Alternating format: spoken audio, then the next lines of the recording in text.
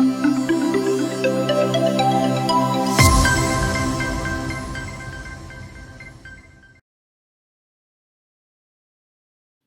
and welcome to Daily News Simplified, an answer to what, why, and how of newspaper reading. Today we are going to analyze the Hindu dated 27th of February 2020. Displayed on the screen is the list of articles that we are going to discuss today. Timestamping for the same has been provided in the description of the video. Let's begin our analysis. Page number 13 of today's newspaper presents a very important analysis which talks about when to call in the army. Now, you might be aware of the fact that many areas of the Delhi state are reeling under the problem of law and order. Now, we know that Citizenship Amendment Act has been passed, and in many areas there has been protest by pro-CA and anti-CA protesters. Now, in this context, there has been a law and order problem, and some part of the state have also witnessed rioting. Now, in this context, the role of Delhi state government has been brought into our attention. Now, Delhi government has already complained that Delhi police does not come under the state government. It comes under the control of Ministry of Home Affairs, that is part of Union government. And hence, they have a limited say in managing the law and order situation of the state. But at the same time, many experts have questioned about what positive actions Delhi government could have taken in order to bring the situation under control. Now, the focus of this article is to identify what constitutional provisions normally say and what actions the government could have taken in order to control the situation. Now, as far as this topic is concerned, this is important more from the perspective of General Studies Paper 2 and really important from the perspective of polity and governance. As a subtopic, it will come under functions and responsibilities of the union and the state, issues and challenges pertaining to the federal structure, devolution of power and finances up to local level and challenges therein. Now, in order to understand the situation, let's first understand the constitutional position of the Delhi government. Now, we know that special status of the Delhi government was awarded through 69th Constitutional Amendment. Many provisions which relate to National Capital Territory of Delhi were inserted through this Constitutional Amendment. Now, under Article 239 AA, the National Capital Territory of Delhi has been given a special status under which an elected legislature and its Council of Ministers are given the power of lawmaking and administration. At the same time, the same provision also takes away some important things which are mentioned in the state list, that is 1, 2, and 18 from the purview of the Delhi state government. Now, when we talk about 1, 2, and 18, they relate to public order and police. So, both public order and Delhi police comes under the purview of the union government, which controls it through Delhi police, which comes under the Ministry of Home Affairs. Now, in this situation, the Delhi government does not have its own civil force to take care of its law and order needs. So, civil force means police, and that is what the problem is, which Delhi government has highlighted over a period of time. Now, in this case, it is important for us to know that what other measures Delhi government could have adopted in order to control the situation better. So, it is true that constitutional provisions which are mentioned in Article 239 AA do limit the role of Delhi government, especially in the case of Delhi police, and to maintain law and order. At the same time, there are some exceptions which are available through criminal procedure code that we can actually explore. So this brings us to the very important question, what the Delhi government can do to solve the problem of law and order in Delhi. So now let's try to find the answer to the question, what the Delhi government can do in order to solve the problem of law and order in Delhi, considering the fact that constitutional provisions have limited the scope of Delhi government in this case. Now, there are two important sections which are important from this perspective. Now, the Criminal Procedure Code, which is also called as CRPC, has two such subsections which empower the Delhi state government to take positive action in order to control the law and order situation. Now, let's pay attention to both of them one by one. First is the section 129 of CRPC. Now, this section empowers the executive magistrate. So, when you talk about executive magistrate, it is from the rank of SDM that we normally see in the states, to deal with unlawful assembly, any assembly which is declared unlawful, in this case, unlawful assembly. If a group is found to assemble unlawfully, then the executive magistrate can direct the civil force. When we talk about civil force, it means the police to disperse these groups or people. So in this way, we can see that the executive magistrate, through this power, can actually bring Delhi police under his command to handle the law and order situation. At the same time, it is possible that the civil force may not be in a position to bring the situation under control.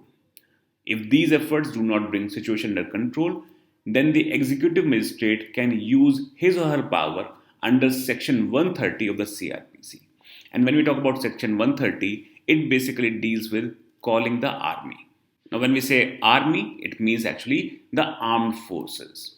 Now, the section 130 CRPC has three subsections which we need to understand in order to get the complete idea.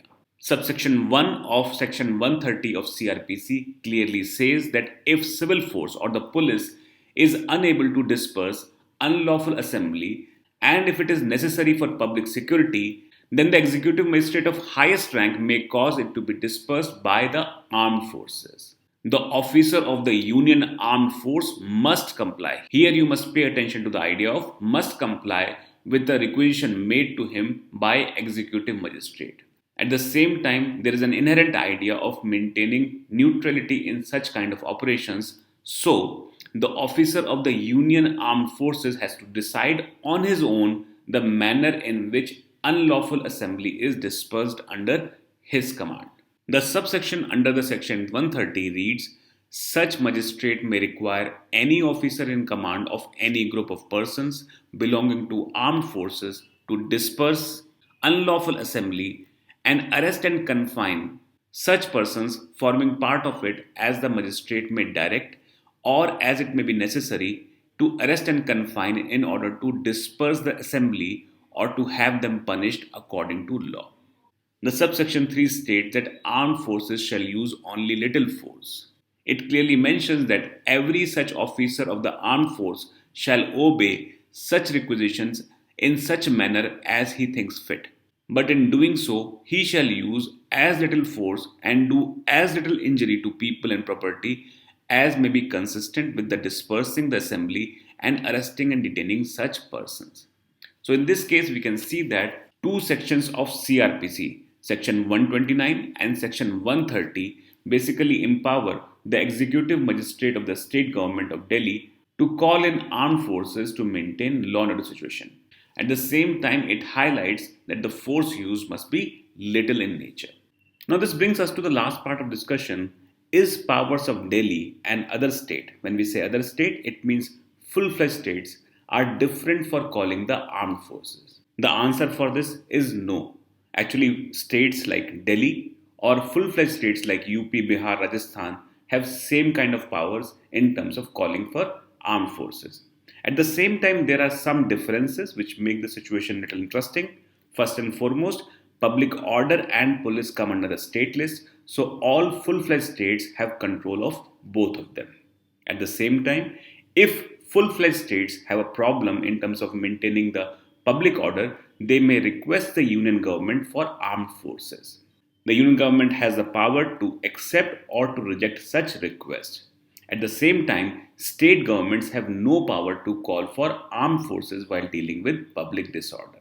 Now, this comes from the entry of 7th schedule, which puts armed forces out of the purview of the states. So, in this respect, it must be clear to you that the power of states like Delhi and full-fledged states for calling armed forces is more or less the same. Page number 15 of today's newspaper brings to our attention an important decision taken by Cabinet. The headline reads, Cabinet gives clearance for Technical Textile Mission. It further says that it is a bid from the Government of India to take domestic market from $40 to $50 billion by 2024. Now, you might be aware of the fact that the Cabinet Committee of Economic Affairs has recently approved the establishment of National Technical Textile Mission. The objective of this mission is very simple: to enable India to position itself as a global leader for technical textiles. Now, you must be aware of the fact that in terms of conventional textile, India is one of the global leaders. But as far as the technical textile is concerned, India's production and contribution is very limited in nature. Now, from the coverage of the topic, it is clear that this topic is important more from the perspective of General Studies Paper 3, and it will come under economic development. As a subtopic, it will be covered under Indian economy and issues related to planning, mobilization of resources, growth, development, and employment. Now, here let's try to understand what is the difference between conventional textile and the technical textile. The textile that we normally use, or the conventional textile, is more for the aesthetic purpose. At the same time, when we talk about technical textile, they are known for their functional properties rather than aesthetic characters. Now, when we talk about technical textiles in terms of the functional detail, they have application in various fields. For example, when we talk about medical textiles, they may be used as implants. When we talk about geotextiles, they may be utilized for purpose of reinforcement of embankments. At the same time, when we talk about agrotextile, they may be utilized for the purpose of crop protection. Bulletproof vests and space suits also come under the purview of technical textile. So there are multiple areas in which technical textiles are utilized in our day-to-day life. Some of the examples of technical textiles can be fishing nets, mosquito nets, floor and wall covering, mattress and pillow, diapers and sanitary napkins, airbags, helmets, seat belts, industrial gloves, bulletproof jackets, etc. As we can see that these textiles are functional in nature and hence they are instrumental in improving productivity or the usability of different types of products that we basically consume.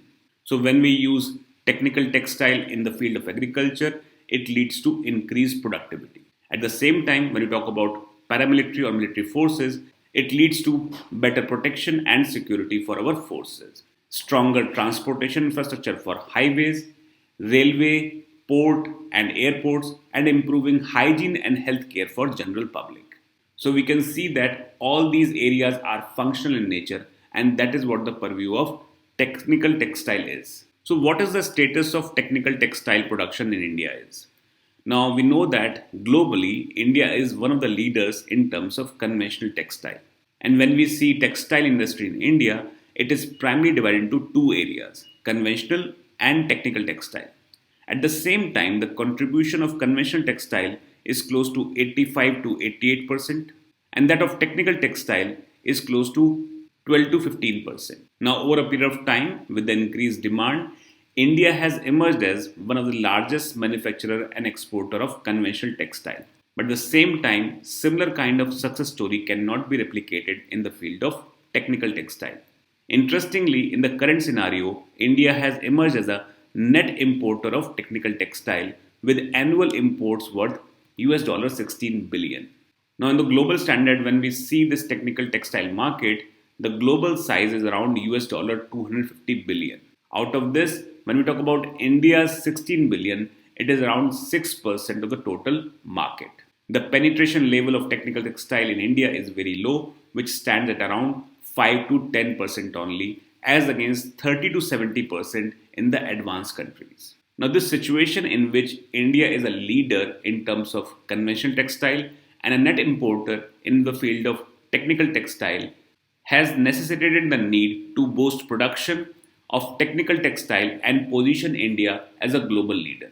The finance minister has announced the launch of National Textile Mission in the Union Budget of 2020-21. Now let us focus our attention on some of the important aspects on National Technical Textile Mission.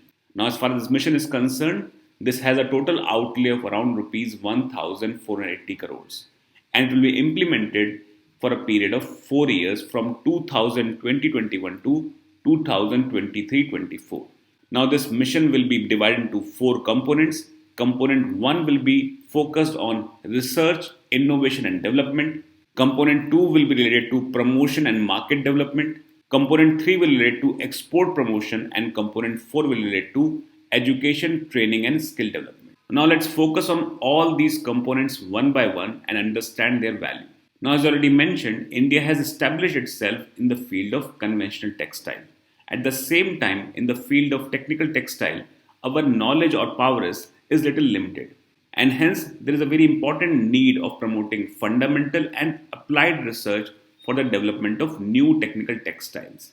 For example, the kind of textile that can be used for implants or for bulletproof vests. We as a country need to put our resources for the research, innovation and development so that we have enough technical expertise to handle this kind of a demand.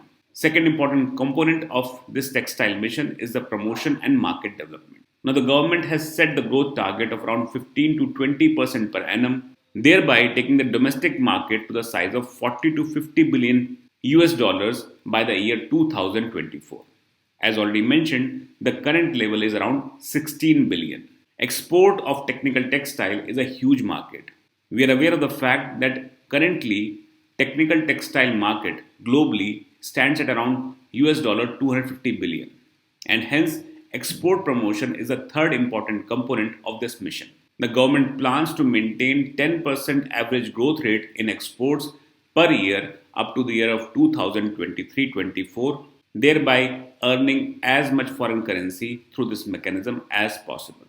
The fourth important aspect of this mission is education, training, and skill development. Now, in order to maintain an advantage over competitors, India needs to put research, innovation, and development at the same time. In order to run this mechanism on a sustainable basis, we need to educate, train, and produce highly skilled labor which can take this mission forward.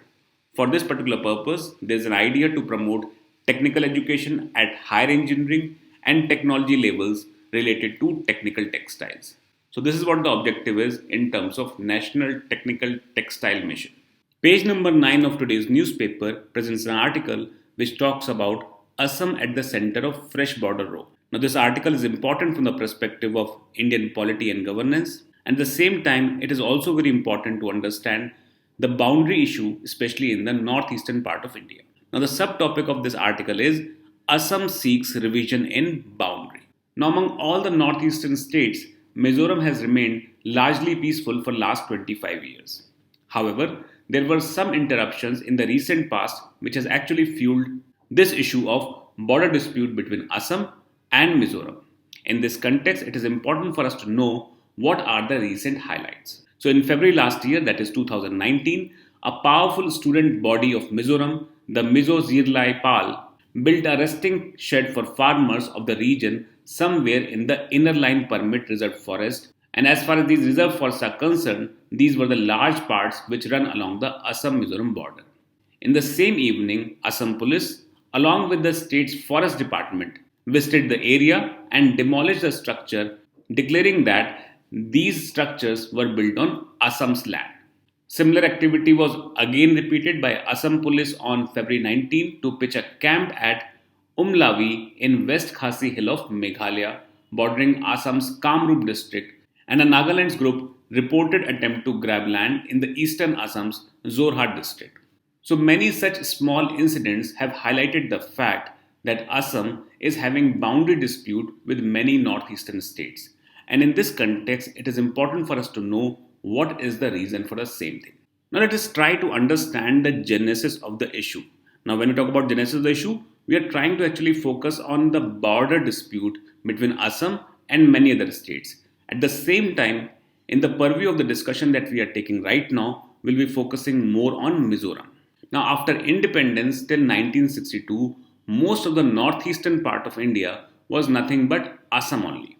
However, post 1962, most border of states, especially northeast, were carved out of Assam, and they were divided without paying attention to the ground realities. Now here it is important to understand that most of the northeastern state is manned by tribal people.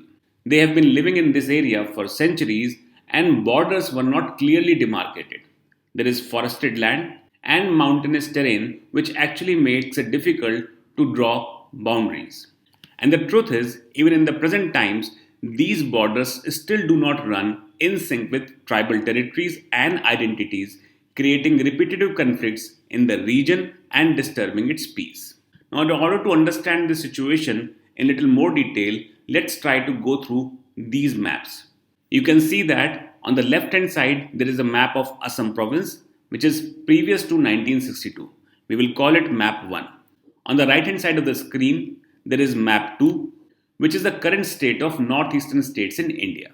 Now here pay attention to the map 1. You can see that the boundary of Garo, Khasi and Jayantia hills. If we connect this area, we can see that this is the current state of Meghalaya. At the same time, when we connect the boundary of Gopalpara, Kamrup, Darang, Shivsagar, Lakhimpur Nagaon, and Chachar will found the boundary of Assam. Similarly, you can see that on the eastern side of Assam, there is Naga dominated area, which is currently the boundary for Nagaland. Then there is Manipur, and the Lushai Hill is now basically known as Mizoram. So you can see that earlier these regions were dominated by various tribes. But in the current scenario, these are defined to states, and these states are primarily drawn from the larger Assam province. Because of the tribal identities and lack of clear cut demarcated borders, there are problems which are related to the border issues, and these are repeating in nature as we have seen in the recent past. So, what follows from here?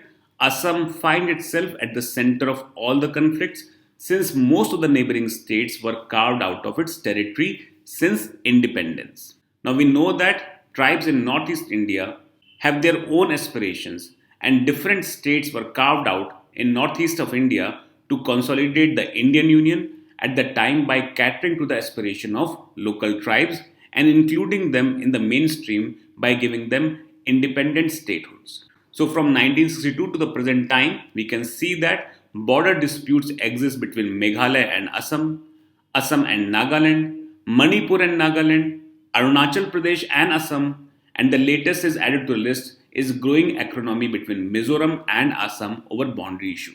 It won't be far-fetched to say that the current border dispute that we see in the northeastern states of India have been to some extent responsible for creating differences between two groups of people across the border. Barring the exception of Manipur, all other states are basically carved out of Assam. And hence, we have seen that all the states of northeast India, except for Manipur, have a border dispute with each other. So, now let us focus on the Mizoram and Assam border dispute. So, what are the demands of Mizoram? Mizoram has declared that it does not accept the present boundary with Assam and that the inner line reserved forest, as described in the 1875 notification under the East Bengal Frontier Regulation of 1873, should be the basis for the delineating the boundary. Now, it is important here to highlight that the dispute is based on the 1875 notification under the Foreign Department Government of India. Mizoram does not accept the present boundary with Assam and suggests that inner line reserved forest as described in 1875 notification under the Bengal Eastern Frontier Regulation of 1873 should be the basis of delineating the border. So this brings Bengal Eastern Frontier Regulation into purview. Now when we talk about Bengal Eastern Frontier Regulation or BFR, it allows Arunachal Pradesh, Manipur, Mizoram and Nagaland the power of inner line permit for a temporary stay.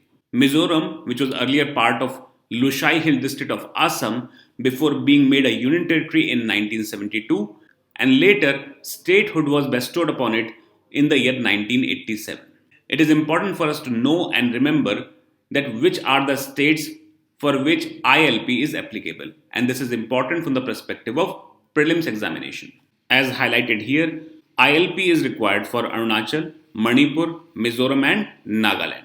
So the next important question is, what is the extent of problem between these two states? Or we can also ask, so is it the first time that the tension have arose in this area? Now as far as Assam and Mizoram border is concerned, they have largely remained peaceful regardless of the fact that their border is also disputed in nature. There were few instances in 1994 and in 2007 when the tensions between both the states actually flared up. Now, it is also a high time for the central government to take active interest in the issue and solve the problem so that any kind of major crisis which might blow out of the situation can be averted. Page number 1 of today's newspaper presents an article which is very important from the perspective of history, art, and culture. The title of the article reads, "In Rakhigarhi, Anxiety Trumps History." Now, in the recent Union Budget of 2020-21, government has proposed to develop 5 archaeological sites as iconic sites. These 5 sites include Rakhigarhi, which is there in Haryana, Hastinapur, which is part of Uttar Pradesh, Shiv Sagar, which is part of Assam, Dholavira, which is part of Gujarat, and Adichalanur, which is part of Tamil Nadu. Now, this article is published today because the excavation plan of Archaeological Survey of India in the region has invoked anxiety among locals in few areas with regard to their rehabilitation. However, in the context of examination, we'll focus on Rakhigarhi project in terms of Indian heritage, art and culture. The most notable feature of Rakhigarhi is that this is one of the most prominent sites of Harappa civilization. Another significant aspect, which is very important from the perspective of prelims examination, is that researchers from India and South Korea have carried out a series of excavation at the site, that is Rakhigarhi, between 2013 to 2016. The objective of this study was very different from what we have seen in the past. The main aim of this study was to understand more about the Harappan population through extraction and analysis of the DNA. The DNA analysis will reveal many features about Harappan people, and that would include their height, body features, and even the color of their eyes. Another significant aspect of this Rakhigarhi project is that they are also focusing on the aspect of burial, and hence this will help us in understanding their habitation type and what their daily habits were and how they used to lead their life. So, in this context, Rakhigarhi will bring more things to light once a thorough research has been conducted in this area. At the same time, we can focus on the major findings that we have found about this particular area. But before going into the major finding, let's pay attention to Harappa's reach, in which two important parts are highlighted. First is cities and second is other crucial sites. Now it is important for you to know that Shahi Tumb, this is part of Pakistan. Similarly, you can see Mohenjo-daro, this is again in Pakistan, and Harappa as well. Here you can see the highlight in terms of Rakhigarhi and Ganwari in this case of Rajasthan. Sahri Sokta, which is part of Afghanistan. And these shaded parts you can see here highlight the reach of Harappan civilization. So this map is very important for you in terms of prelims examination. Pay attention to all the important sites and the countries in which they are located presently. So Rakhigarhi project, it basically highlights that Rakhigarhi was a burial site and this dated to the Harappan period. Since it is a burial site, it is called as necropolis. Necropolis means the city of dead, and it is dated between 2500 BC and 2000 BC, or the mature Harappan period. Now, the kind of excavation which Indian and South Korean scientists have conducted in this particular area, they have identified three types of burials.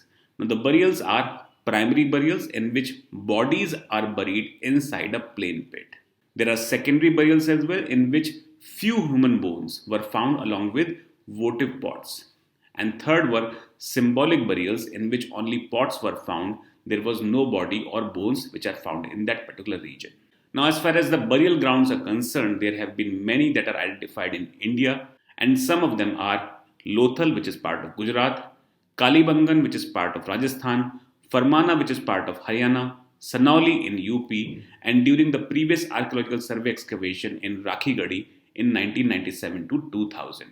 It is important here to highlight that five big known centers of Harappan civilization, three are in Pakistan, which are Harappa and Ganveriwala in Punjab and Mohenjo-daro in Sindh. The other two are in India, which are in Dholavira and Rakhigarhi. So, what is the significance of this project? We need to understand that when we talk about Harappan studies which are conducted in other areas, the primary focus was urban design, craft and trade. However, funeral customs say a lot about community. They highlight what people value, what is its social hierarchy, what are the gender roles or relations in the society, and also important here is to understand how it treats its children. Now, since we are doing the DNA analysis as well in terms of the burial sites and remains, forensic anthropological studies of remains can reveal much about what a people ate, their longevity, and why and how they died. Now, it is important here to understand that various researchers are still divided about what caused the demise of this great civilization. In this context, any kind of study for these areas in which Harappan civilization is dominating is important from the perspective of Indian history, art, and culture. Page number 10 of today's newspaper talks about an important article which says, "Still no finality the third time around." Now, this article is related to the Bodo Peace Accord which was signed in the year 2020. You must be aware of the fact that Bodo Peace Accord was signed between the center, state, all Bodo Students Union, United Bodo People's Organization, and National Democratic Front of Bodoland. At the same time, the objective of this article is to highlight why this agreement won't survive. Now, in this context, this issue has been discussed in detail on 28 January 2020 by Weber Mishra sir. In his analysis, he has clearly discussed all issues related to Bodoland, the main issue, the background, and the kind of agreement the government has entered with the stakeholders. Also important here is to highlight that in the PDF of this video, we have clearly mentioned all related points with the Bodo issue. However, the additional points that we can see in this article relate to the critique in terms of author highlighting why this peace accord won't survive. So in this discussion, we will primarily focus on the points which author has highlighted in terms of why this peace accord won't survive. The first point that the author has highlighted that according to peace accord, we have defined Bodoland territorial region. But when we talk about the Bodo territorial region, around 30% of the people are Bodo and 70% of the people are non-Bodos, which include Koch Rajbogsis as well. And they are spearheading the statehood movement from the Kamatpur state, which overlaps with the proposed BTR, that is Bodo territorial region. So it seems that 70% of the people are against the Bodo territorial region and they are demanding their separate statehood. So this means that this problem will not solve in near future. Second important point is that Bodos have been demanding inclusion of geographically contiguous areas under the BTR, that is Bodoland territorial region. The non-Bodos want exclusion of villages with less than 50% Bodo population from the BTAD. Now when we talk about this benchmark of 50%, most of the areas where BTAD has been finalized, the population strength of Bodo in these areas is less than 50%. So this question will keep haunting the policymakers in the time to come. And this is where the problem does not seem to get entertained in any sense. In a nutshell, we can say that the core issue that was present in the BTAD will continue with BTR, and that is rule of minorities over the majorities. And this is something which will not work in a democratic country like India. And hence, the author is of the opinion that this issue is not going to subside in the time to come. Moreover, he actually questions the longevity of the Bodo Peace Accord that has been signed between the center and various stakeholders. Page number 11 of today's newspaper has an article which talks about debating water quality. Now, this issue has again been covered on 18th of November 2019 by Baswa sir. In this particular article, which was part of editorial, Baswa sir has discussed about standard of drinking water crisis, and Niti Aayog's approach on the same aspect. Apart from that, he has also discussed various measures taken by the central government in terms of regulating the supply of water in India. In this context, it is important for you to go back and revise this topic from the video which has been mentioned here. Based on today's discussion, let's take a practice question. First is, which of the following sites of Indus Valley civilizations also have burial sites? First is Rakhigarhi, second is Sinauli, third is Farmana, fourth is Lothal, and fifth is Kalibangan. Now we are aware of the fact that Rakhigarhi is there in Haryana, Sinauli is there in UP, Farmana is again in Haryana, Lothal is in Gujarat, and Kalibangan is in Rajasthan. At the same time, all 5 locations have burial sites as well. And hence the correct answer is option D, that is all of the above. Second question reads, which of the following statements about technical textile are correct? First statement is technical textiles focus on functionality as well as aesthetics. We know that technical textiles focus primarily on functionality and they are not concerned about aesthetics. So first statement is incorrect. Second is India is the largest producer of technical textile in the world. This is also incorrect as India is net importer of technical textile. By this logic, the correct answer comes out to be option D, that is neither 1 nor 2. Question number 3 reads, which of the following states have implemented inner line permit? First is Manipur, second is Mizoram, third is Arunachal Pradesh, and fourth is Assam. Now we know that 4 states in India have implemented inner line permit. These are Manipur, Assam, Arunachal Pradesh, and Nagaland. So Assam is not part of this. And hence the correct answer in this situation would be option A, that is 1, 2 and 3 only. With this, let's move to the question of the day. Question of the day reads, in the budget of 2020-21, Which of the following historical sites are selected for iconic sites? First is Rakhigarhi, second is Hastinapur, third is Lothal, and fourth is Dholavira. We have to choose the correct answer from the code given below. Option A reads 1, 2 and 3, that is Rakhigarhi, Hastinapur and Lothal. Option B is 1 and 2 only, that is Rakhigarhi and Hastinapur. Option 3 is 1, 2 and 4, that is Rakhigarhi, Hastinapur and Dholavira. And option D is 2, 3 and 4, that is Hastinapur, Lothal and Dholavira.